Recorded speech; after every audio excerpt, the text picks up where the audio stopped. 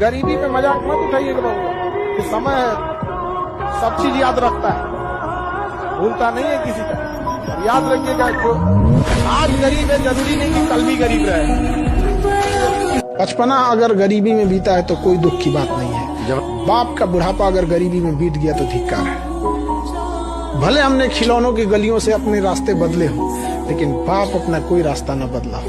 भले हम लोग कोई सामान खरीदने से पहले उसका प्राइस देखे हो कि औकात में है या नहीं, लेकिन जब पिताजी जाए तो सीधे कहें पैक कर दो इसको, बेटा है मेरा।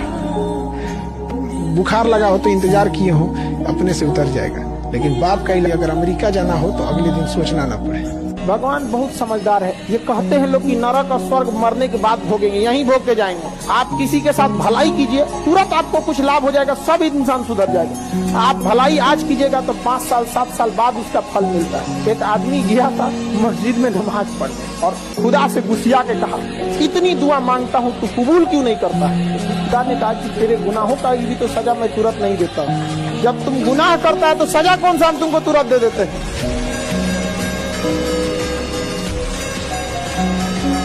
ऊपर वाला भी जब आपको बहुत बड़ा जिम्मेदारी देने वाला होता है ना, तो पहले सोचता है कि इसका थोड़ा टेस्ट कर ले। बहुत लोग टेस्टे में भाग जाते हैं। ये भगवान हमरा काहे लिए तुम मुसीबत लाया।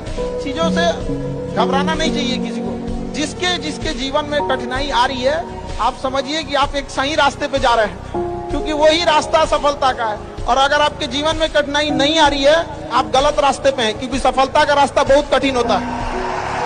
संघर्ष से व्यक्ति को कभी नहीं भागना चाहिए, क्योंकि जीवन में जो कभी संघर्ष से परिचित नहीं हुआ, इतिहास गवाह है, वो कभी चर्चित नहीं हुआ। और जिंदगी हो या व्हाट्सएप, लोग हमेशा स्टेटस ही देखते हैं। जीवन में संघर्ष का आना बहुत जरूरी है, क्योंकि फूलों की हिफाजत कांटे ही करते हैं, माली तो बहुत बाद में आता है। और रिकॉर्ड वो तोड़ते हैं जिनके रगों में खून नहीं, बल्कि लक्ष्य पाने के लिए जुनून दौड़ता हो। याद रखिएगा, जिस समय आपका किस्मत साथ न दे, समझ जाइएगा कि आपकी मेहनत आपका साथ देगी। किस्मत एक लिफ्ट की तरह होती है, कभी भी धोखा दे सकती है, लेकिन जो मेहनत होती है वो सीढ़ियों की तरह होती है। चढ़ने में तो थकान देगी, लेकिन कभी आपका साथ नहीं छोड़ेगी। तब पढ़ लिख के कोई राजा बना है? जो पढ़ के राजा बना है वो हमेशा राजा रहा है, याद रखिएगा। जो बिना पढ़े बना है ना राजा, कोई आया खत्म करके चला गया।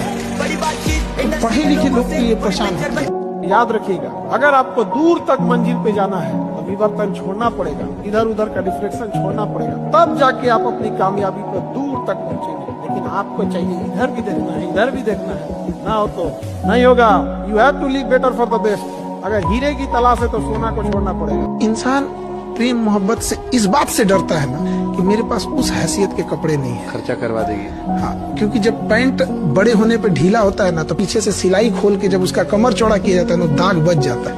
उस बचे हुए दाग से कोई ले जाके ये कहने जाएगा गर्लफ्रेंड बनाने के लिए ना, लात मार दिया जाएगा। क्योंकि लड़की अगर खूबसूरत है और लड़का कामयाब है तभी प्यार होता है।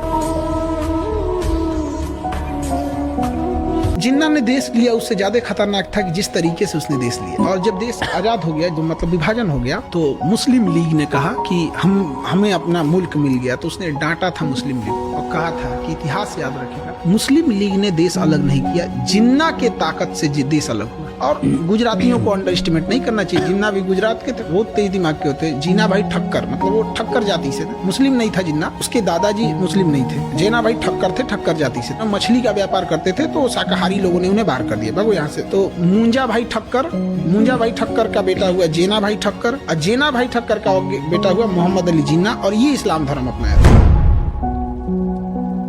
एक पाकिस्तान के कोई बहुत फेमस इंटेलेक्चुअल थे, उनका एक क्लिप आया था कोरोना के टाइम पे कि वैक्सीन मत लगवाना, अमेरिका की वैक्सीन है। तो हमको लगा कि भाई सुनना चाहिए, पाकिस्तान का स्कॉलर आदमी क्या बोल रहे हैं। तो हम सुने कि क्यों, ये अमेरिका की चाल है। वैक्सीन में कोई नैनो चिप रखे हैं, वो इस वैक्सीन की हेल्प से हमारे दिमाग को कंट्रोल करेंगे, हमारी दिमाग चुरा लेंगे। हम कह रहे भाई, अमेरिका को अगर दिमाग चुराना है, तुम गधों का दिमाग चुराएंगे, नाड़ा बांधने के अलावा आता क्या है तुम लोगों को? क्या बेवकूफी चल रही है इन सब की। अब इनको देखते तो हमें भी लगता हमारा एजुकेशन सिस्टम ठीक है, चलो भाई कोई शिकायत नहीं है इंडिया से, बहुत अच्छा चल रहा है इंडिया।